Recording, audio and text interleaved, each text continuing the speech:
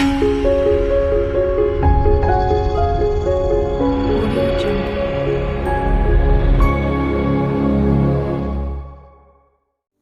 పరిశుద్ధ నామానికి మహిమ ఘనత ప్రభావములు కలుగును గాక. హల్లెలూయా.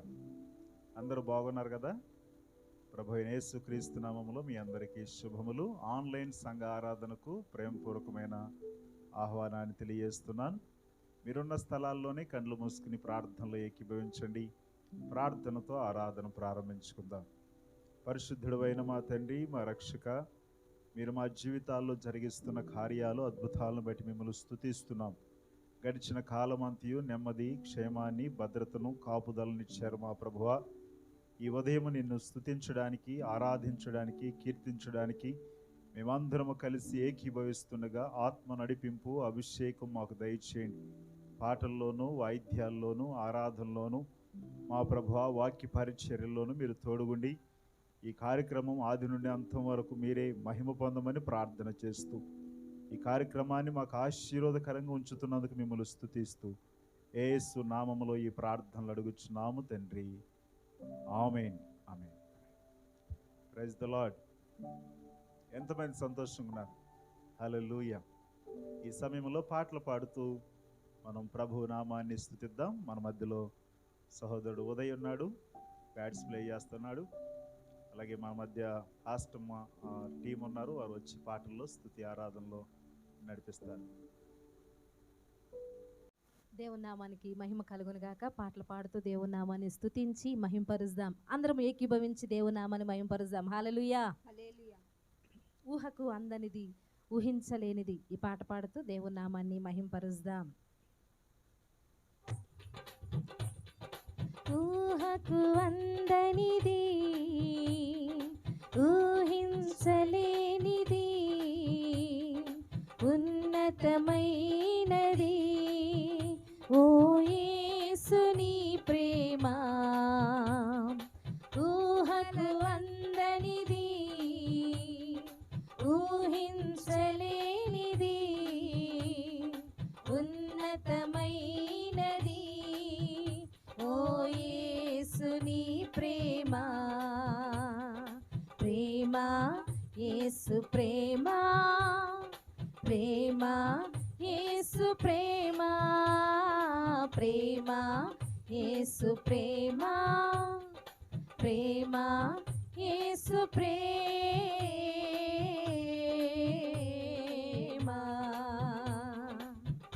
నీ ప్రేమ మరువనిది, నీ ప్రేమ విడువనిది, నన్ను చేరదీసినది నా తండ్రి నీ ప్రేమ.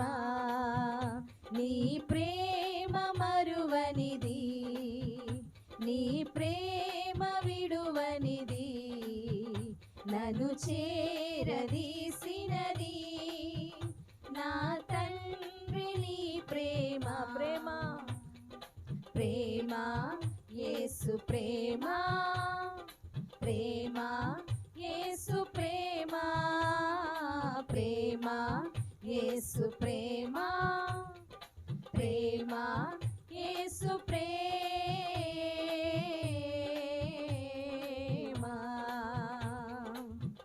నీ ప్రేమ సత్యమైనది, నీ ప్రేమ నిత్యమైనది, నన్ను ఆదరించినది ఆగాపే నీ ప్రేమ.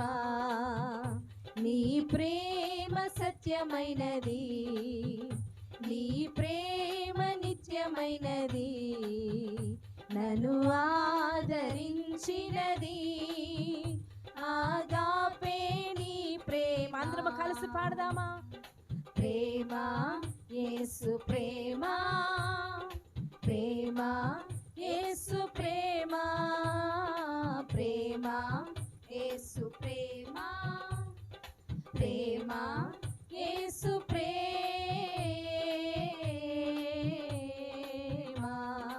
ఊహను కందనిది, ఊహించలేనిది, ఉన్నతమైనది ఓ యేసు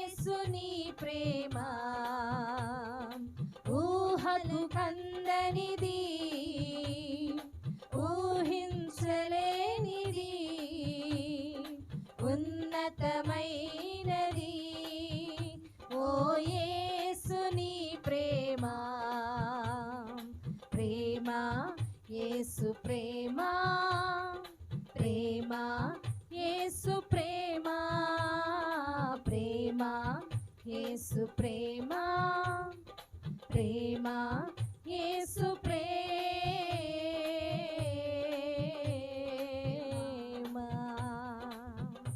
ఎస్ లార్డ్, నీ ప్రేమ ఉన్నతమైనది, నీ ప్రేమ మధురమైనది.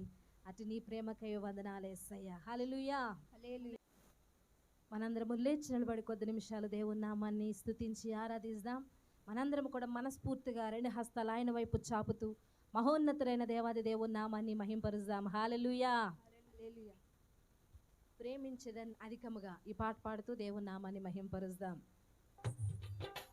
ప్రేమించేదన్ అధికముగా ఆరాధింతున్ ఆశక్తితో, ప్రేమించేదన్ అధికముగా ఆరాధింతున్ ఆశక్తితో, పూర్ణ మనసుతో ఆరాధింతున్ పూర్ణ బలముతో, ప్రేమించేదన్ పూర్ణ మనసుతో ఆరాధింతున్ పూర్ణ బలముతో, ప్రేమించేదన్.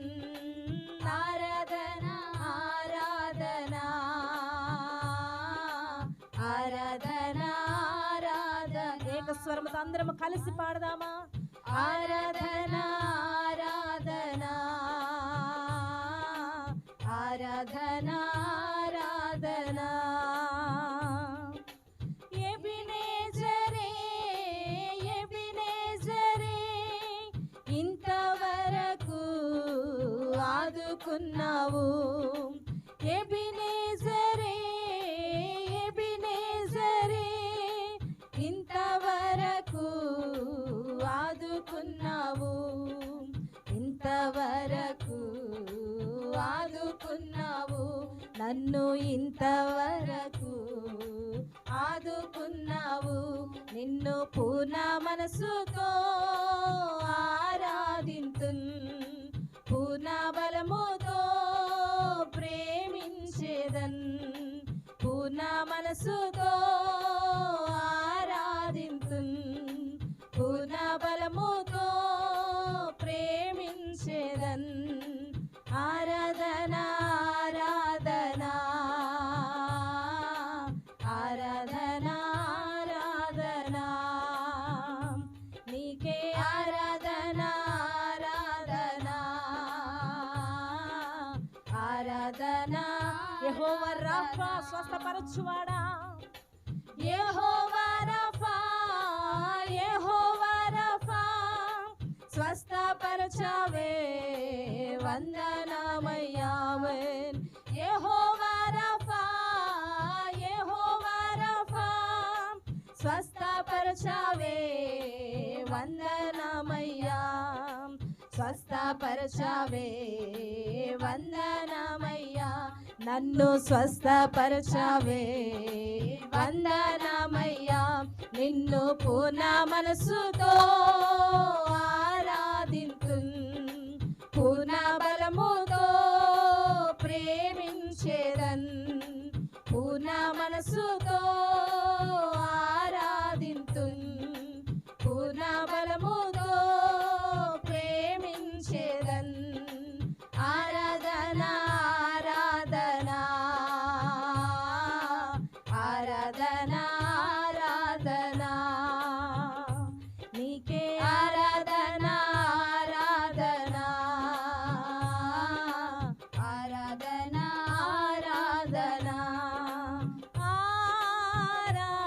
ఆరాధన స్తుతి ఆరాధన. అందరం రెండు చేతులు పైకెత్తుదామా? ఆరాధన స్తుతి ఆరాధన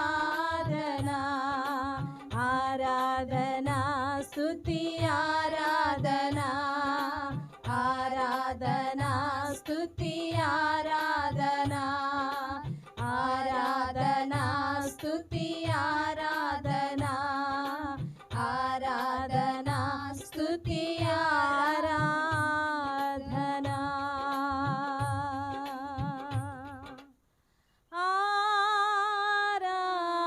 ఆరాధన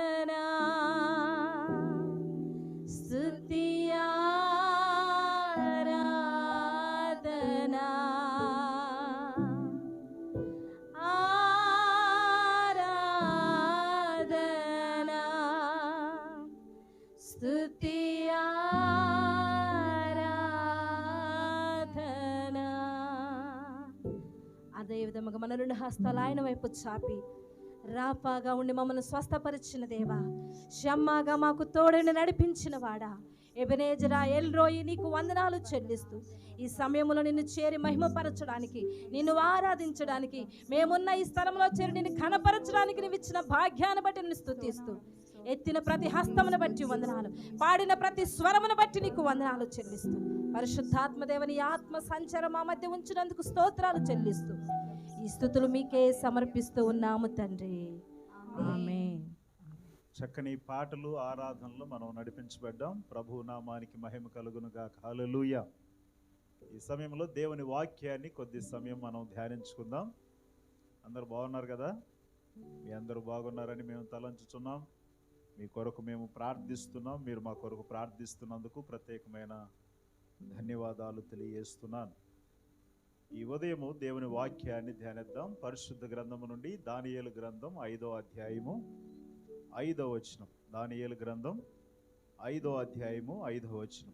ఆ గడియలోనే మానవ హస్తపు వ్రేళ్లు కనబడి దీపము దగ్గర రాజు యొక్క నగరు గోడ పోత మీద ఏదో ఒక రాత రాయుచున్నట్టుండెను. దేవుడి పరిశుద్ధ వాక్కులు మన కొరకు దీవించునుగాక. ఆమేన్. ఈ ఉదయము ఈ రాయబడిన వాక్య భాగాన్ని కొద్ది సమయం మనం ధ్యానిద్దాం. దైవ గ్రంథములో ఉన్న హెచ్చరికలు, దైవ గ్రంథములో ఉన్న ఆజ్ఞలు మనం పాటించినప్పుడు, హెచ్చరికలకు లోబడినప్పుడు అవి మన జీవితాలకు ఎంతో మేలు, ఆశీర్వాదాన్ని అనుగ్రహిస్తూ ఉంటాయి. వాస్తవంగా దైవ పద్ధతిలో మనం నడుస్తున్నప్పుడు ఆటంకాలు, అవరోధాలు మన జీవితంలో ఎదురవుతాయి, కానీ మన జీవితాల్లో వాటిని అధిగమించడానికి పరిశుద్ధాత్మ దేవుడు శక్తిని అనుగ్రహిస్తాడు. ఆ పరిశుద్ధాత్మని యొక్క శక్తిని మనము పొందుకుని మన జీవితాల్లో వస్తున్న అవరోధాలను ఆధ్యాత్మిక పదములో అధిగమిస్తూ ముందుకు సాగినట్లయితే దైవ దీవెనలు మనం స్వతంత్రించుకుంటూ ఉంటాం. ఈ ఉదయము రాయబడిన వాక్యములో ఉన్న ఈ సత్యాలను మనం జ్ఞాపకం చేసుకుందాం. ఇక్కడ బెల్షజరు అనే వ్యక్తి మనకు కనిపిస్తున్నాడు. అతని తండ్రి నెబుకద్నెజరుగా వాక్య భాగం మనకు తెలియజేస్తుంది. నెబుకద్నెజరు ఉన్న కాలాన్ని మనం చూసినట్లయితే అతడు బహుభయంకరమైన పనులు, బహుభయంకరమైన క్రూరమైన కార్యాలు జరిగించినట్లు చరిత్ర మనకు చాలా విషయాలు తెలియజేస్తోంది. మీలో చదువుకున్న వారు చాలామంది ఉన్నారు. చరిత్రలోకి వెళ్ళి చూస్తే నెబుకద్నెజరు యొక్క పరిపాలన కానీ, నెబుకద్నెజరు యొక్క రాజ్యము కానీ, అతని చేష్టలు కానీ మనం పరిశీలన చేస్తే మనకు ఒకంత భయమును, ఒకంత మనకి హెచ్చరిక కూడా అతని జీవితం తెలియజేస్తూ ఉంటుంది. నెబుకద్నెజరు చేసిన పని ఏంటి అనంటే, దేవుని మందిరము, యెరూషలేము దేవాలయము అని పిలువబడుచున్న దేవుని మందిరం, దేవుని ప్రజలు నిత్యము ఆరాధించే మందిరం, ఆ మందిరములో దేవుని సేవ కొరకు యాజకులు ఉపయోగించే పాత్రలు, ఉపకరణములు చాలా శుద్ధమైనవి, పరిశుద్ధమైనవి. దేవుని సేవ కొరకు, దేవుని ధర్మ కార్యాల కొరకు, దేవుని సేవ విషయంలో మందిరములో వాటిని ఉపయోగిస్తుంటే, నెబుకద్నెజరు అనే ఈ రాజు మందిరములో ఉన్న శ్రేష్టమైన ఆ వస్తువులను, పదార్థాలన్నిటినీ అతడు తీసుకుని వచ్చి తన యొక్క రాజమందిరములో పెట్టుకున్నాడు. ఆ తర్వాత కాలంలో అతని కుమారుడైన బెల్షజరు రాజ్యాధికారానికి వచ్చిన తర్వాత దాదాపు 1000 మంది తన స్నేహితులు, తన తోటివారు, తనకు నెలవైన వారందరినీ పిలిపించుకుని గొప్ప విందును ఏర్పాటు చేశాడు.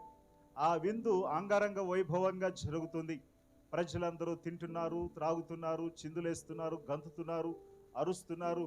అబ్బో, ఇంకా ఆ యొక్క విందుకు ఇంకా మాటల్లో చెప్పలేం, వర్ణించలేం, అంత సంతోషంగా ఉన్నారు. వారు చేస్తున్న పని ఏమిటి అనంటే, వారు ఎవరి ముందు కూర్చున్నారు అనంటే కర్రతోనూ, చెక్కతోనూ, రాయితోనూ, బంగారముతోనూ, వెండితోనూ, నానా రకాలైన వస్తువులతోనూ, పదార్థాలతో చేయబడిన దేవతా విగ్రహాల ముందు వారు తినుచు త్రాగుచు వారి ఇష్టానుసారంగా విందును ఆరగిస్తూ ఉన్నారు. అయితే విందును ఆరగించడానికి, ఆ యొక్క తినడానికి, త్రాగడానికి ఉపయోగించే పాత్రలు ఏవి అని మనం ఆలోచించేస్తే, తన తండ్రి కాలంలో నెబుకద్నెజరు యెరూషలేము దేవుని మందిరముల నుంచి ఉపకరణములను, దేవుని యొక్క సేవలో ఉపయోగించే పాత్రలను తీసుకొచ్చాడో ఆ పాత్రల్లో తింటున్నారు. ఆ పాత్రలు ముందుకి, వారి విందుకి వాటిని ఉపయోగిస్తున్నారు. ఒక సంగతి మనము గ్రహించాలి. దేవుని సేవలు కానీ, దేవుని సేవలో ఉపయోగించే వస్తువులు కానీ, పదార్థాలు కానీ అవి శ్రేష్టమైనవి, పరిశుద్ధమైనవి.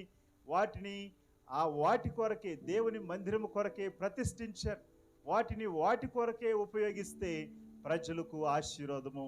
ఆ వస్తువులు కానీ, ఆ పాత్రలు కానీ వేరే విషయాలకు ఉపయోగిస్తే అది ఎంత భయంకరమో ఈ బెల్షస్సరు జీవితము ద్వారా మనం నేర్చుకోవచ్చు. ప్రియ సోదరి సోదరులారా, ఇలాంటి విందు కార్యక్రమంలో ఉంటుండగా ఒక మానవుని హస్తము వచ్చి గోడ మీద రాయడము బెల్షస్సరు చూశాడు.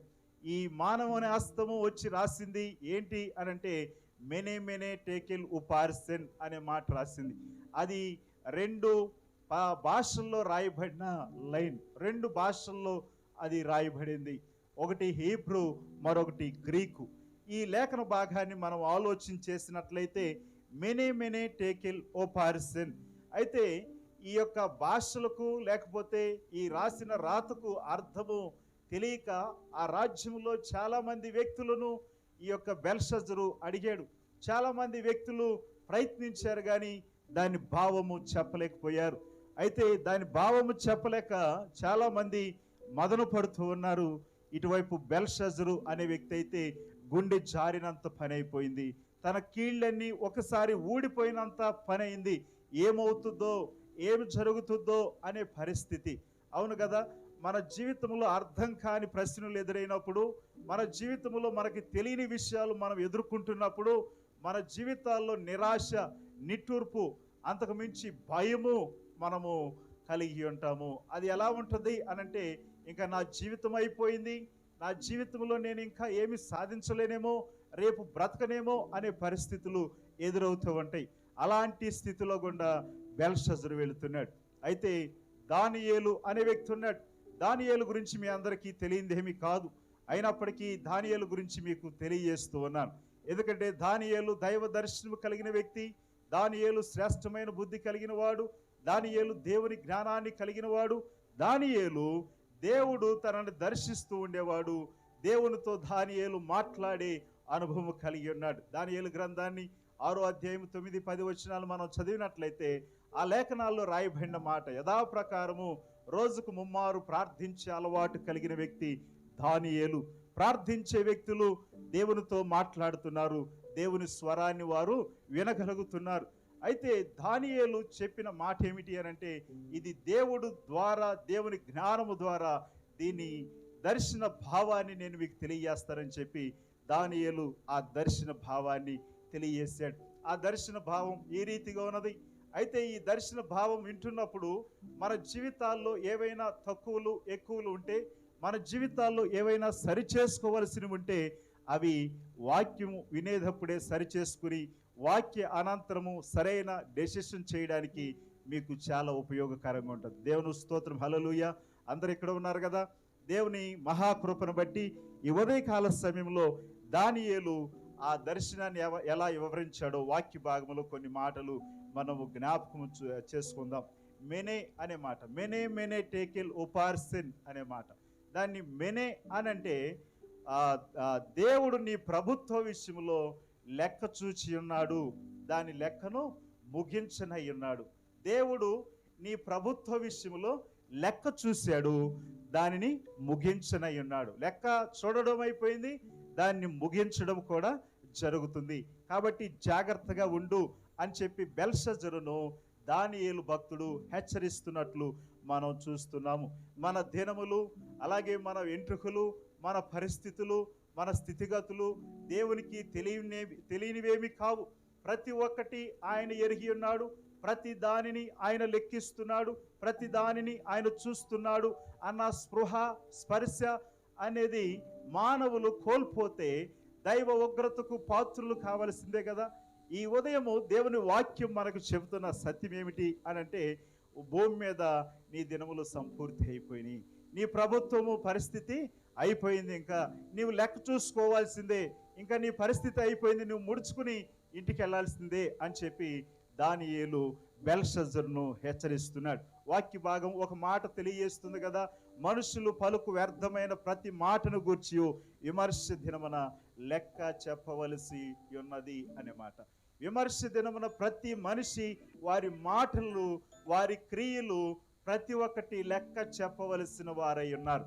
ఈ యొక్క ఉదయము దేవుని మాటలు వింటున్న సహోదరులారా, మీరు చేస్తున్న ప్రతి ఒక్కటి లెక్కకు వస్తుంది. ప్రతి దానిని ప్రభువు లిఖిస్తున్నాడు. ప్రతి దానిని ఆయన తన గ్రంథములో రాస్తున్నాడు. ఆయనను ఎదుర్కొనే సమయానికి నా లెక్క ఎలా ఉంది? నా లెక్కలు సరిగా ఉన్నవా? ఆయన ఖచ్చితంగా లెక్కలు చూస్తూ ఉంటాడు. ఆయన చక్కగా లెక్కలు చూడగలిగిన వాడు.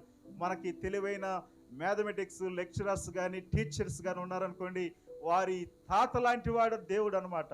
వారి తాతలాగా ఆయన లెక్కలు చేయగలడు. కాబట్టి ఈ విషయాన్ని మీరు గమనించండి. ఆయన లెక్క చూసినప్పుడు నా లెక్క ఆయన లెక్కకు అనుగుణంగా లేకపోతే నిన్ను నన్ను కూడా తీసి పక్కన పెట్టే సమయము ఎంతో లేదు, ఆ గడియ ఎంతో దగ్గరగా ఉంది అని దేవుని సేవకునిగా నేను మీకు తెలియజేస్తున్నాను. సహోదరులారా, దేవుడు మనం చేస్తున్న ప్రతి క్రియలను, మనం మాట్లాడే ప్రతి మాటను, మనం వింటున్న ప్రతి దానిని ఆయన లెక్కిస్తున్నాడు అన్న సంగతి ఎప్పటి కూడా మనం మర్చిపోకూడదు.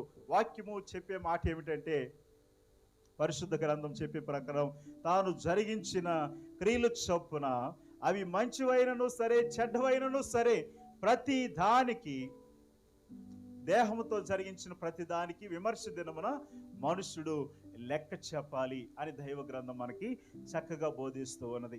అయితే ఈ యొక్క మాటలు వింటున్న సోదరి సోదరుడా, నా లెక్కలు ఎలా ఉన్నాయి? నీవు నేను దేవుని దృష్టిలో ఎలా ఉన్నాం? మన క్రియలు దేవుని దృష్టిలో ఎలాగూ కనిపిస్తూ ఉన్నాయి? మంచిగా ఉన్నాయా? అవి చెడ్డగా ఉన్నాయా? ఒకసారి మనం క్షుణ్ణంగా వాటిని పరిశీలన చేద్దాం. ఒకసారి ఆ లెక్కలు సరిగా లేకపోతే ఆ లెక్కను ఇప్పుడే సరి చేసుకుందాం. దేవుడు లెక్క చూసే సమయం వరకు నీవు ఆగకుండా ఈ ఇచ్చిన అవకాశాలను, ఇచ్చిన తరుణాన్ని, ఈ సమయాన్ని నీ లెక్కలు సరి చేసుకోవడానికి ప్రయత్నించి, నీ జీవితపు లెక్కలు, నీ వ్యవహారపు లెక్కలు అన్నీ సరిగా ఉన్నవా? అన్నీ సరిగా లేకపోతే ఇప్పుడే సరి చేసుకోవడానికి మంచి అవకాశం. దానియేలు చెప్పిన మాట ఏమిటంటే, మేనే అని అంటే దేవుడు నీ ప్రభుత్వ విషయంలో లెక్క చూశాడు, దాన్ని ముగించబోతున్నాడు అని చెప్పాడు. రెండో సంగతి టేకెల్ అనగా ఆయన నిన్ను త్రాసులో తోచగా నీవు తక్కువగా కనబడితివి. ఆయన నిన్ను త్రాసులో తోచగా నీవు తక్కువగా కనబడితివి అంటే తగినంత బరువు కనిపించలేదు. త్రాసులో సరి సమానంగా లేవు. నిన్ను ఆయన త్రాసులో తూచాడు. అంటే వాక్యం చెప్పే మాట ఏమిటంటే, త్రాసు దేవుని తీర్పును అది సూచిస్తుంది. ఆయన హృదయాంతరంగాలను పరిశీలించే దేవుడు. ఆయన హృదయాంతరంగాలను పరిశీలించే దేవుడు. మనుషులు పై రూపమును లక్ష్య పెడతారు, కానీ దేవుడు హృదయాంతరంగాలను చూస్తూ ఉంటాడు. ఎప్పుడు కూడా మోసపోవద్దు, ఎప్పుడు కూడా ఆదమర్చి ఉండద్దు, ఎప్పుడు కూడా నిర్లక్ష్యముతో నిర్లిప్తతతో ఉండద్దు. ఎందుకంటే దేవుడు తూచే సమయం ఉంది. దేవుడు నిన్ను తూచే సమయానికి, నిన్ను త్రాసులో పెట్టే సమయానికి ఆయన యొక్క ఆ బరువుకు సమానంగా, ఆయన అనుకున్నంత పరిశుద్ధత, ఆయన అనుకున్నంత నీతి, ఆయన అనుకున్నంత మంచి జీవిత వైఖరి, ఆయన అనుకున్నంతగా మనం నిలువెత్తు మనం కనిపించినప్పుడు మన జీవితాలు శ్రేష్టమైనవిగా ప్రభువు ఎంచి ఆ తరువాత ఆయనను ప్రశంసించబోతున్నాడు. ఆయన మనల్ని మెచ్చుకోబోతున్నాడు. దేవుని స్తోత్రం. హల్లెలూయా, హల్లెలూయా. ఈ యొక్క వాక్య భాగం మనకి చెప్పే మాట ఏమిటి అనంటే, దేవుడు నిరంతరం మన పట్ల కృప చూపుతూ ఉన్నాడు. దేవుడు తన కనికరాన్ని మన పట్ల చూపిస్తూ ఉన్నాడు. అయితే మనము ఆయన లెక్కకు తగ్గట్లు, ఆయన అనుకున్న బరువుకు తగ్గట్లు మన జీవితాలు ఉన్నవా లేవా? ఎన్నోసార్లు వనరులు అనుభవిస్తున్నాము, ఎన్నో విషయాలు దేవుడిచ్చే ఉచితంగా పొందుతున్నాము. వాటిని కొన్నిసార్లు కొన్ని ప్రతికూల పరిస్థితులను బట్టి కొనుగోలు చేయాలి, వెల చెల్లించాలంటే బాధగా ఉంది. దేవుడిచ్చే ఆక్సిజన్ మొన్నటి వరకు అది మనకి ఖరీదుతో కూడింది, అది చాలా వెలతో కూడింది. దొరకక చాలామంది ప్రాణాలు కోల్పోయారు, కుటుంబాల్లో దుఃఖంతో నిండిపోయినాయి. ప్రియ సహోదరులారా, కొన్నిటిని మనము వెల చెల్లించి కొనేటప్పుడు అర్థమవుతుంది వాటి విలువ, వాటి యొక్క గొప్పతనం ఏంటో, వాటి యొక్క శ్రేష్టత ఏంటో. అలాగే దేవుడు మనకి ఇన్ని వనరులు ఇస్తున్నప్పుడు వాటిని మనం ఎలాగూ ఉపయోగిస్తున్నాము, దేవుడు దాన్ని కూడా లెక్కడుగుతూ ఉంటాడు. మనం ఉపయోగించే వాడుకునే నీరు, తినే ఆహారము, వాడే వస్తువులు, వాడే డబ్బులు, వాడే దుస్తులు, ప్రతి వాటి విషయంలో దేవుడు లెక్క అడగబోతున్నాడు.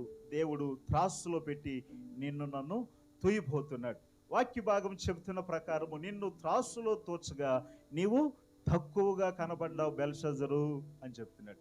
నిన్ను త్రాసులో చూడగా నీవు తక్కువగా కనబడ్డావు. దేవుని తీర్పుకు త్రాసు సూచన కొన్నది. దేవుని తీర్పు సమయంలో నీవు నేను తక్కువగా కనబడకుండా ఆయన అనుకున్నంతగా మనం జీవించడానికి ఎప్పటికప్పుడు మనము విశ్వాసాన్ని పెంచుకుంటూ మన భక్తి జీవితాలను వృద్ధి చేసుకుంటూ ప్రభువుని సంతోషపెట్టేవారుగా, ప్రభు ఆజ్ఞలను పాటించేవారుగా ముందుకు సాగడం మనకెంతో దీవెన, ఆశీర్వాదం. ఈరోజు నిన్ను ప్రభు చూస్తే నీవు ఆయన అనుకున్నట్లు ఉండగలవా? ప్రభు ఈరోజు నీ లెక్కలు చూస్తే ఆయన లెక్కకు అనుగుణంగా నీ లెక్కలు ఉండగలవా? నీ జీవితపు లెక్కలు ఉండగలవా? ఒకసారి ఆలోచించేయండి. చివరగా ఈ యొక్క మాటను మనం జ్ఞాపకం చేసుకుందాం. దానియేలు చెప్పిన 3వ మాట, పెరేస్ అంటే ఉపారిసన్. పెరేస్ అనంటే నీ రాజ్యం నీ యొద్ద నుండి తీయబడి మాదీయులకు, పారసీకులకు అప్పగించబడుతుంది. ఎంత దౌర్భాగ్యమైన స్థితో కదా, ఎంత భయంకరమైన స్థితో కదా. మన దగ్గర ఉన్న వస్తువు తీసివేయబడి మరొకరికి ఇవ్వబడుతుంది అని అంటే, మన దగ్గర ఉన్న మన యొక్క సింహాసనం తీసివేయబడి ఆ సింహాసనం మీద మరొకరు వస్తున్నారు అని అంటే అది ఎంత తలవంపులు, అది ఎంత తలదించుకునే పరిస్థితో కదా. ఒకసారి ఆలోచించేయండి. మీకు రావలసిన ప్రమోషన్ వేరే వారికి వస్తున్నప్పుడు, మీకు రావలసిన స్థితి, కీర్తి, మహిమ వేరే వారు పొందుకుంటున్నప్పుడు మీకు ఎంత బాధ కలుగుతుంది. అంతకంటే బహు భయంకరమైనది ఈ పరిస్థితి. నీ యొక్క రాజ్యము నీ దగ్గర నుంచి తీసివేయబడి మాదీయులకు, పారసీకులకు ఇవ్వబడుతుంది అని చెప్పి. ఉపారిసన్, జాగ్రత్తగా చూసుకో బెల్షజరు, నీ యొక్క రాజ్యము తీసివేయబడుతుంది అని ఈ యొక్క మాటలకు అర్థము. దానియేలు దాన్ని వివరించాడు. నీ రాజ్యం నీ యొద్ద నుండి తీసివేయబడుతుంది అంటే దేవుడు నీకు ఇచ్చిన కీర్తి, దేవుడు నీకు ఇచ్చిన ప్రతిష్ట, దేవుడు నీకు ఇచ్చిన ఉన్నత స్థితి, దేవుడు నీకు ఇచ్చిన స్థితిగతులు, దేవుడు నీకు ఇచ్చిన వైభవము, దేవుడు నీకు ఇచ్చిన ప్రతి పరిస్థితిని నీవు తక్కువగా అంచనా వేసి విలాసాలకు, విందులకు విచ్చలవిడిగా ఖర్చు చేసావు కాబట్టి నీ రాజ్యం నీ దగ్గర నుంచి తీసివేయబడుతుంది, మాదీయులకు, పారసీకులకు అప్పగించబడుతుంది. ప్రియ సహోదరులారా, ఒకసారి ఆలోచించేయండి. ఇక్కడ తలంతుల ఉపమానాన్ని మనం జ్ఞాపకం చేసుకోవచ్చు. యజమానుడు వెళుతూ 5 తలాంతులు ఒకరికి, 2 తలాంతులు ఒకరికి, 1 తలాంతు ఒకరికి ఇచ్చాడు. 5 తలాంతులు గలవాడు మరొక 5 తలాంతులు సంపాదించాడు. 2 తలాంతులు గలవాడు మరొక 2ను సంపాదించాడు. యజమాని వచ్చే సమయానికి ఆ లెక్కలు వారు సరిగా అప్పగించారు. 1 తలాంతు గలవాడు, అయ్యా నీ సంగతి నాకు తెలుసు, విత్తని చోట కోయివాడు, కూర్చున్న చోట నూర్చువాడు అన్న సంగతి నాకు తెలుసు కాబట్టి నీవిచ్చిన తలాంతును చాలా భద్రంగా భూమిలో దాచిపెట్టాను, ఇదిగో నీ తలాంతు నీవిచ్చినది అని యజమానుకు చూపించాడు. అతనికి పట్టిన గతి ఏంటి, అతనికి చేయబడిన, అతనికి వచ్చిన స్థితి ఏంటి, ఒకసారి మనం ఆలోచించేద్దాం. ప్రియ సహోదరులారా, దేవుడు మనకు ఏదైనా తలాంతులు ఇచ్చాడు, దేవుడు ఏదైనా వనరులు ఇచ్చాడు, దేవుడు ఏదైనా వసతులు ఇచ్చాడు అని అంటే వాటిని మనం ఎలాగూ ఉపయోగిస్తున్నాం, వేటి కొరకు ఉపయోగిస్తున్నాం, అవి ఎలాగూ ఆయన నామ మహిమార్థమై వాడుతున్నాం. దేవుని స్తోత్రం, హల్లెలూయా. ప్రతి దానిని ఆయన లెక్క చూస్తూ ఉన్నాడు. కాబట్టి నీ లెక్క సరిగా లేదు కాబట్టి నీ రాజ్యాన్ని తీసివేస్తున్నాను, నీ రాజ్యం తీసి మాదీయులకు, పారసీకులకు అప్పగిస్తున్నాను అంటే అతనుకున్న స్థితి, అతనికున్న గర్వము, పరిస్థితి ఎలా ఉంది అని అంటే అతడు ఎంతో గర్విస్తూ ఉన్నాడు. తన స్థితి తన ద్వారా కలిగింది అనుకుంటున్నాడు, తన పరిస్థితులన్నీ తన జ్ఞానంతో ఉన్నాయి అని అనుకుంటున్నాడు. ఎంతమంది ఉద్యోగస్తులు, ఎంత రాజ్యము, ఈ సింహాసనము ఇది దేవుడిచ్చాడన్న సంగతినే మర్చిపోయాడు. ప్రియ సహోదరులారా, నాశనానికి ముందు గర్వము నడుచునని సామెతల గ్రంథకర్త చెప్పినట్లు, అవును కదా, మానవ జీవితాల్లో గర్వము అనేది ఎప్పుడు ప్రవేశిస్తుందో అది ప్రవేశించాలే కానీ ఆ మనుషుని చిత్రవదకు గురి చేస్తుంది. అది ఏ స్థితికి తీసుకెళ్తుందో తనకి తెలియకోకుండానే ఆ స్థితికి ఆ గర్వము తీసుకెళ్తుంది. వాక్య భాగములో ఐగుప్తు ఆ రాజు గురించి మనం, ఫరో గురించి మనం మాట్లాడినట్లయితే అతని గర్వము వలన, అతని యొక్క అతిశయం వలన, అతని యొక్క తలబిరుసుతనం వలన, తన స్థితిని బట్టి అతడు ఎంతో గర్వించాడు. తన పరిస్థితులను బట్టి ఐగుప్తు రాజు అతని యొక్క రథములు శ్రేష్టమైన అధిపతులందరూ ఎర్ర సముద్రములో జల సమాధి చేయబడ్డారు.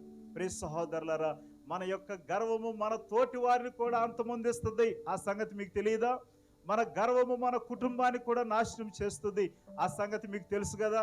మన గర్వము ద్వారా ఎంతమంది నష్టపోతున్నారో అది అంచనా వేయలేకపోతే దేవుని బిడ్డగా నీవు దానికి పర్యవసానాన్ని అనుభవించి తీరాల్సిందే. దేవునికి స్తోత్రం, హల్లెలూయా. మరొక లేఖన భాగాన్ని మనం జ్ఞాపకం చేసుకుందాం. నెబుకద్నెజరు అతడు గర్వించాడు. తన గర్వాన్ని బట్టి ఏమైందో తెలుసా? గర్వము ఎంత పరిస్థితికి దిగజారుస్తుందో తెలుసా? అది దానికి రాజులని లేకపోతే ఇంకొకరు స్థితి కలిగిన వారు, స్థితి లేని వారు, తెల్లవారు నల్లవారు, ధనికులు దరిద్రులని దానికి తేడా లేదు.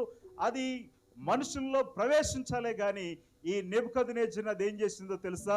మానవుల ఆ జనాభాలోంచి తరిమివేయబడి అతడు అడవిలోకి వెళ్ళి జంతువులతో పాటు గడ్డి మేసిను అనే మాట మనం చదువుతున్నాం. ఎంత భయంకరమైన దౌర్భాగ్య స్థితో కదా. ఒకసారి ఆలోచించేయండి. బహుశా గర్వము దేని వల్ల మీకు గర్వం ఉందో, అది విద్యా గర్వము కావచ్చు, అది ధన గర్వము కావచ్చు, అది ఆధ్యాత్మిక గర్వము కావచ్చు, అది నిన్ను ఏలుబడి చేయనివ్వకుండా చూసుకుంటే అది నీకు మేలు. ఎందుకంటే ఆ గర్వం వలన రాజులు సహితము గద్దె దించబడ్డారు, అధిపతులు సహితము జల సమాధి చేయబడ్డారు. ఎంతో మంది గర్వము ద్వారా ఈనాటికి చిత్రవదలు అనుభవిస్తున్నారు. పడిన స్థితి నుండి లేవలేకుండా వారు బ్రతుకును ఈడ్చుకుంటూ వెళుతున్నారు. దేవుని స్తోత్రం, హల్లెలూయా. వాక్య భాగంలో మరొక సంగతిని మనము జ్ఞాపకం చేసుకుందాం. హామాను అనే వ్యక్తి కనిపిస్తాడు ఎస్తేరు గ్రంథంలో. హామాను యూదుల యొక్క ఎదుగుదలను, హామాను యూదుల యొక్క ఉన్నత స్థితిని వారవలేకపోయాడు. ఈ వారవలేని తనము, ఈ యొక్క గర్వము అనేది భయంకరమైనది అనమాట. ఇతరులు ఎదుగుతుంటే, ఇతరులు మంచిగా ఉంటే, ఇతరులు స్థితి కలిగి ఉంటే, ఇతరులు ఏమైనా వస్తువులు కొనుక్కుంటే ఈ వారవలేని గుణముందు చూడండి, అది వారిని వారి గోతులోనే పడేసి కప్పెట్టే పరిస్థితి అనమాట. హామాను గురించి మనం ఆలోచన చేసినట్లయితే యూదులంటే వారవలేకపోయేవాడు. అలాగే మొర్దుకై అంటే వారవలేకపోయేవాడు. వారికి ఏదైనా మెప్పు వస్తుంటే, వారు ఏదైనా రాజు యొక్క ప్రశంస పొందుకుంటే, వారు ఏదైనా లబ్ధి పొందితే, వారికి ఏదైనా లాభము కలిగితే, వారిని ఎవరైనా మెచ్చుకుంటే అతడు వారవలేకపోయాడు. అలాంటి హామాను మొర్దుకై కొరకు అతడు ఉరి కంబాన్ని సిద్ధం చేశాడు. ఎవరు తీసిన గోతుల్లో వాడే పడతాడు అని సామెత ప్రకారము తన ఎవరి కొరకైతే ఉరి కంబాన్ని అతడు సిద్ధం చేశాడో అదే ఉరి కంబం మీద ఉరి తీయబడవలసి వచ్చింది. దేవుని స్తోత్రం, హల్లెలూయా. ప్రియ సహోదరులారా, ఎవని గర్వము వానిని అణుచును అని దైవ గ్రంథం మనకు బోధిస్తుంది కదా. ఇలాంటి మంచి లేఖన భాగాలని చదువుకోవడానికి, కొటేషన్ ఇవ్వడానికి కాదు, అవి మన జీవితాల్లో చదివి వాటిలోనికి మనం ప్రవేశించకుండా ఆ లేఖనాలు హెచ్చరికగా మనకు ఉపయోగపడాలి. నమ్మితే ప్రభుని స్తుతిద్దాం, హల్లెలూయా. అందరు ఇక్కడ ఉన్నారు కదా. వాక్య భాగంలో మరొక వ్యక్తిని మనము జ్ఞాపకం చేసుకుందాం.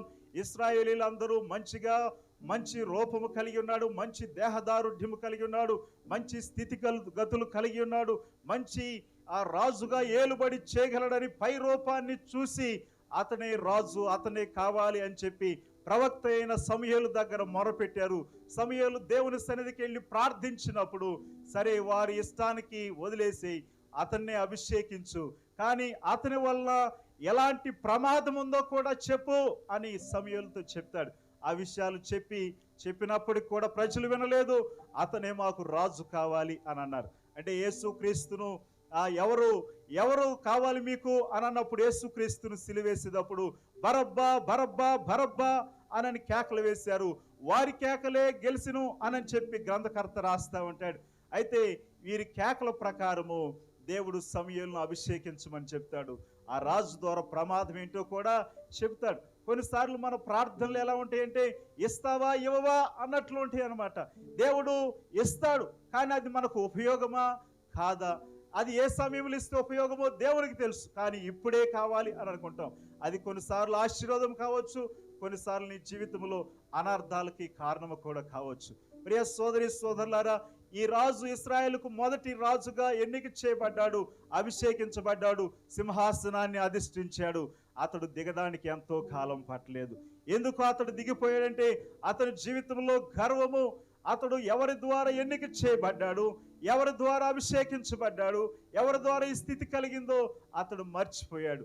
అవిధేయతలకు, అహానికి గర్వానికి పెట్టింది పేరు ఎవరైనా ఉన్నారు అనంటే ఈ సౌలు రాజు. ఇశ్రాయేలులకు మొదటి రాజుగా పనిచేసిన వ్యక్తి సౌలు. అతని పరిస్థితి ఎంత దారుణమైందో తెలుసా? అతని అవిధేయతను బట్టి ఇంత బ్రతికి ఇంటి వెనక మాల చనిపోయాడు అంటారు చూడు, అలాంటి దౌర్భాగ్యమైన స్థితి సౌలుకు కలిగింది. ప్రియ సోదరి సోదరులారా, ఇన్ని ఉదాహరణలు వాక్య భాగంలో చెప్పడానికి ఇంకా చాలా ఉన్నాయి, కానీ ఇన్ని ఉదాహరణలు, ఇన్ని హెచ్చరికలు, గర్వము ద్వారా నాశనమైన రాజులు సహితము గర్వము నాశనం చేసింది. అయితే నీవు నేను దేనిని బట్టి గర్విస్తున్నాం? మనం అతిశయించాల్సింది ప్రభువునందు అతిశయించాలి. ఈరోజు ఈ స్థితి కలిగిందంటే అది ప్రభువు ద్వారా కలిగింది అని ప్రభువును మనం స్తుతించాలి. ఇతరుల కంటే ఎక్కువ ఏదైనా మనకు ఉన్నది అని అంటే అది ప్రభువును బట్టి మనం ప్రభువుని స్తుతించాలి. దేవుడు ఇచ్చాడని చెప్పి, వారికి లేదు నీకు ఉన్నది అని కారణము దేవుడు నీకు ఆ స్థితి కలుగు చేశాడు కాబట్టి ప్రభువా నీకు వందనాలు అని చెప్పాలి. అది గర్వించడానికి కాదు. అందం ఎక్కువ ఉందా, ఆస్తి ఎక్కువ ఉందా, లేకపోతే అండ ఎక్కువ ఉందా, కండబలం ఎక్కువ ఉందా, అది ఏదైనా ఉన్నది అనంటే ఇది ప్రభువు ద్వారా నాకు కలిగింది, ప్రభువు ద్వారా నేను దీన్ని పొందుకున్నాను అని చెప్పి మనం ప్రభువుని స్తుతించబద్ధులమై ఉన్నాం. ప్రియ సహోదరులారా, బెల్షస్సరుకు హెచ్చరిక ఏంటి? హెచ్చరిక అనంటే నీ ప్రభుత్వ విషయంలో దేవుడు లెక్క చూశాడు నాయన, ఇంకా దాన్ని ముగించిపోతున్నాడు. నిన్ను త్రాసులో తూచాడు ఆయన, నీవు తక్కువగా కనిపించి నీ రాజ్యము నీ యొద్ద నుండి తీసివేయబడి పారసికులకు మాదీయులకు అప్పగించబడుతుంది. ఎందుకంటే నీ పరిస్థితి దేవుని ఎదుట సరిగా లేదు. దేవుని మాటలు వింటున్న సోదరి సోదరుడా, దేవుడు లెక్క చూసినప్పుడు నీవు నేను ఎలా ఉంటున్నావు? దేవుడు త్రాసులో పెట్టి తక్కిట్లో పెట్టి తూచినప్పుడు నీవు నేను ఎలాగూ కనిపిస్తుంది? నీకు ఇచ్చిన స్థితి, నీకు ఇచ్చిన ఆ పరిస్థితి, నీకున్న ఖ్యాతి, ఆ ఘనత తీసివేయబడితే నీ తల ఎక్కడ పెట్టుకుంటావు? నీ కుటుంబంలో కానీ, ఉద్యోగ స్థలంలో కానీ, వ్యాపారంలో కానీ, నీవు ఏ స్థితిలో ఉన్నప్పటికీ ఆ స్థితిలో నుండి నిన్ను దించివేస్తే నీ పరిస్థితి ఎలా ఉంటుంది? బహుశా బెల్షస్సర్ లాగా నీలో ఏమైనా లోపాలు, ఏమైనా తప్పులు, అవి నీ అంతటా నీకు అవగతమైతే, నీవు నీ అంతటా నీవు తెలుసుకున్నా, పరిశుద్ధాత్ముడు నిన్ను ప్రేరేపించి ఒప్పుకోమన్నా ఒప్పుకుంటే మంచిది కదా. దేవుడు ఒప్పుకోమన్నప్పుడు ఒప్పుకొని వాటిని విడిచిపెడితే మనకు ఆశీర్వాదం. మీలో చాలామంది ఒప్పుకుంటారు అనుకుంటున్నారు, కానీ ఈ స్థలం విడిచి వెళ్ళిన తర్వాత విడిచిపెట్టగలరా? వాటిని ఒప్పుకొని విడిచిపెడితేనే మనం కనికరం పొందుతాం. సామెతల గ్రంథకర్త అంటాడు కదా, అతిక్రమంలో దాచిపెట్టువాడు వర్ధలడు, వాటిని ఒప్పుకొని విడిచిపెట్టువాడు కనికరం పొందును అని చెప్తాడు. అయితే నీవు ఒప్పుకుంటున్నా కానీ విడిచిపెట్టగలవా? ఒకసారి నేను ఇలా చేస్తానన్న ప్రతి ఒక్కరు లేచి నిలబడండి, ప్రార్థించండి. హల్లెలూయా. పరిశుద్ధుడా, సర్వోన్నతుడైన మా తండ్రి, మా రక్షక, ఈ ఉదయమునైనా ఇలాగూ మిమ్మల్ని స్తుతించే కృపనిచ్చారు. ఎన్నో మార్లు మాకిచ్చిన వనరులు, మాకిచ్చిన వసతులు, మాకిచ్చిన సమస్తాన్ని బట్టి మేము గర్వించాం. మా జ్ఞానాన్ని బట్టి, మా అందాన్ని బట్టి, మా అర్ధబలాన్ని బట్టి, అండబలాన్ని బట్టి, ఖండబలాన్ని బట్టి గర్వించు. మమ్మల్ని క్షమించండి ప్రభువా. ఈ దినమునైనా ఈ ప్రార్థనలో ఏకీభవిస్తున్న మా ప్రియులు దర్శించండి. గర్వం మమ్మల్ని ఎంత భయంకరమైన స్థితికి నెట్టివేస్తుందో మీ వాక్కుల ద్వారా విన్నాం ప్రభువా. మమ్మల్ని సరిచేయండి.